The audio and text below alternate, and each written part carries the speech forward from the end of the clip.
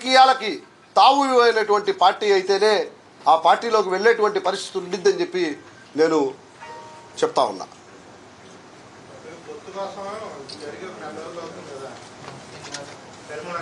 చెప్పండి, ముందు రండి రాజు గారు. ఏంటి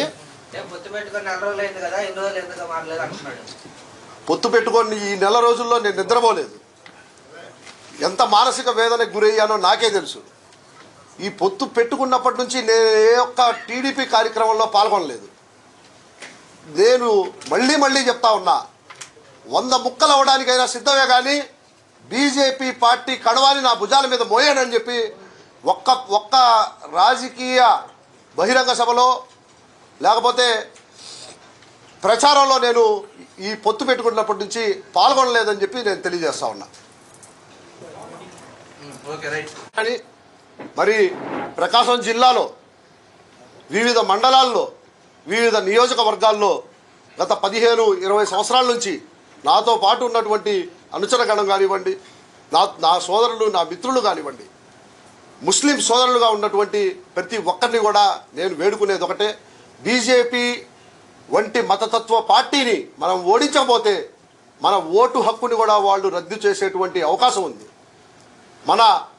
మనల్ని ద్వితీయ శ్రేణి పౌరులుగా చిత్రీకరిస్తూ ఈరోజు రాజ్యాంగాన్ని కూడా వాళ్ళు పక్కన పెట్టి మనవాద సిద్ధాంతాన్ని అమల్లో తీసుకురావాలని ప్రణాళికలు రచించేటువంటి ప్రమాదం ఉంది. కాబట్టి ఇక్కడ సిఏని అమలుపరిచి ఒక ముస్లిం రిజర్వేషన్లు ఏవైతే ఉన్నాయో ఆ ముస్లిం రిజర్వేషన్ని తీసేస్తాం మేము అధికారంలోకి వస్తే అని చెప్తున్నటువంటి, బహిరంగంగా చెప్తున్నటువంటి పార్టీలతో మద్దతు తెలపడం అనేది, ఆ పార్టీల్లో పనిచేయడం అనేది మనల్ని మనం మోసం చేసుకున్నట్టే, మన మనస్సాక్షిని మోసం చేసినట్టే. అటువంటి పార్టీలతో కలిసి పనిచేస్తున్నటువంటి పార్టీల్లో కూడా మనం పనిచేయకూడదు. ఒక మతాన్ని వేరు చేస్తూ ఈ దేశ పౌరసత్వాన్ని విడగొట్టినటువంటి, పౌరసత్వాన్ని నిరాకరించినటువంటి పార్టీ బీజేపీ పార్టీ. ఇటువంటి పార్టీతో మనం పనిచేయాలా అని చెప్పి, ఇటువంటి పార్టీతో పనిచేస్తున్నటువంటి పార్టీలతో మనం కలిసి ప్రయాణం చేయాలా అని చెప్పి మీరందరూ కూడా మనస్ఫూర్తిగా, మనస్సాక్షిగా ఆలోచించుకోవాలని చెప్పి ఆ యొక్క ఆలోచన చేసే బీజేపీ పార్టీతో టీడీపీ పార్టీ పొత్తు పెట్టుకున్నప్పటి నుంచి నాకు నిద్ర పట్టలేదు. మానసిక వేదనతో ఎన్నో నిద్రలేని రాత్రులు గడిపి ఇక నా